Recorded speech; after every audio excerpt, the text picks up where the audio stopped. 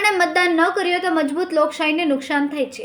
પહેલા કરતાં હવે લોકોમાં મતદાનને લઈને લોકોમાં જાગૃતિ આવી છે।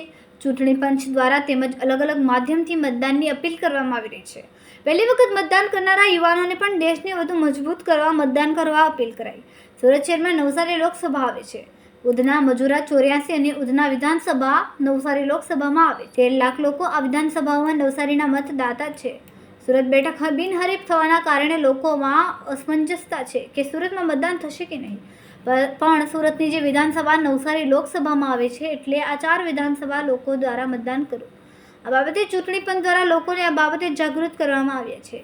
સુરત શહેરમાં નવસારી લોકસભા હેઠળ જે બેઠકો આવે છે તેમાં ચૂંટણી તંત્ર દ્વારા સ્લીપો પણ લોકોને પહોંચાડવામાં આવી છે। સુરતથી સુનિલ પાટીલ સાથે ભાવેશ પાટીલ, ગુજરાત સમ્રાટ ન્યૂઝ। નમસ્કાર મિત્રો, આ દુનિયાની સૌથી મોટી લોકશાહી અને મજબૂત લોકશાહીને વધુ મજબૂત કરવા માટે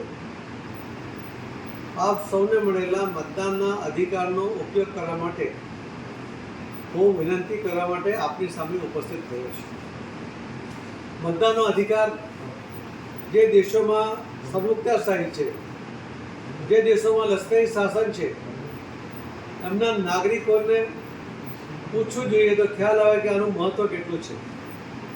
આપણે સહજતાથી મતદાન કરી શકીએ છીએ, આપણને મળેલા અધિકારનો આપણે ઉપયોગ કરી શકીએ છીએ, પરંતુ આળસને કારણે અથવા અન્ય કારણોસર આપણે મતદાનનો અધિકારનો ઉપયોગ નહીં કરવાને કારણે આપણી મજબૂત લોકશાહીને લાંબા ગાળે નુકસાન થવાની શક્યતા છે।